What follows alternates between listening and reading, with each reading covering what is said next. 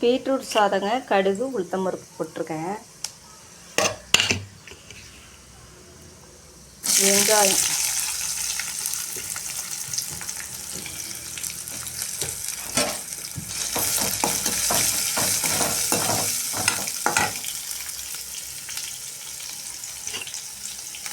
பச்சை மிளகாய்,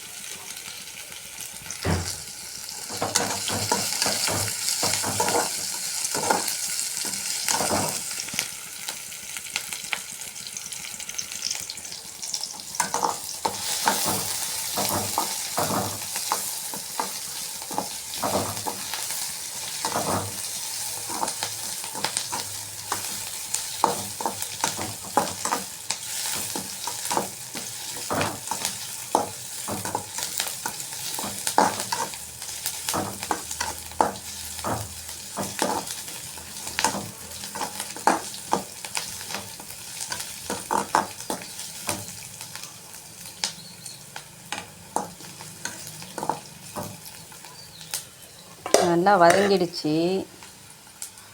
பீட்ரூட்டை போடணும்.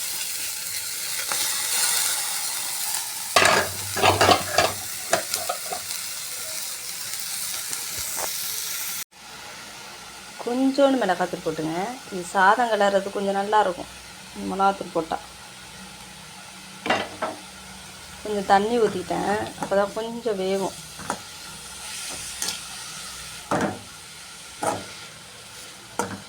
உப்பு,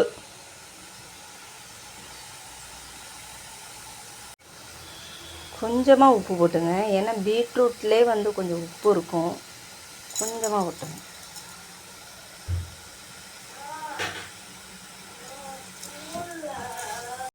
கருவேப்பிலை போட்டுருக்கேன்.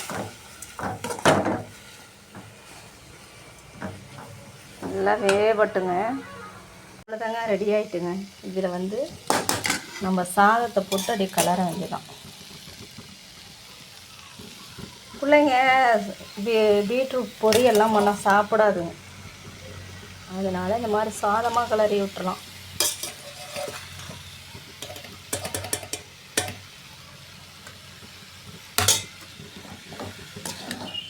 அப்படியே கிளறிட வேண்டியதாங்க. பீட்ரூட் சாதம் ரெடிங்க. அடுத்தது ஃபிங்கர் சிப்ஸுங்க. என் பையனுக்கு அதாங்க பிடிக்கும் அடிக்கடி, அதனால் இதுக்கு ஃபிங்கர் சிப்ஸ்.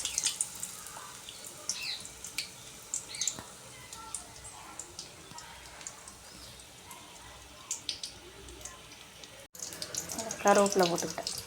அவ்வளோதான், பொரிச்சு எடுக்க வேண்டியதான். அவ்வளோதாங்க, பீட்ரூட் சாதம் ரெடிங்க. எவ்வளோ கலர்ஃபுல்லாக இருக்குது பார்த்தீங்களா? ஹெல்த்தியானது. பிள்ளைங்க சாப்பிடாது, பொரியெல்லாம் சாப்பிடாது. இது மாதிரி செஞ்சு கொடுத்தா சாப்பிடுங்க. என் பையனுக்கு ரொம்ப பிடிச்சது ஃபிங்கர் சிப்ஸ் இருக்குன்னா, முறுமுறுன்னு கிறிஸ்பியாக. இது அவனுக்கு ரொம்ப பிடிக்கும், ஃபேவரட் அவனுக்கு. அதனால் அது அடிக்கடி செய்வேன். பாருங்கள், இவ்வளோ தான் எங்கள் வீட்டு சமையல். மத்தியான சமையல். நாங்கள் காலம்பரையே செஞ்சுட்டு வேலைக்கு போயிடுவேங்க. நான் அவ்வளோதாங்க. பாருங்கள், உங்களுக்கு பிடிச்சிருக்கா பாருங்கள். நாங்கள் செய்கிறது பிடிச்சிருக்கா என்னன்னு சொல்லுங்கள். லைக் பண்ணுங்கள், சப்ஸ்கிரைப் பண்ணுங்கள், ஷேர் பண்ணுங்கள். பாய்.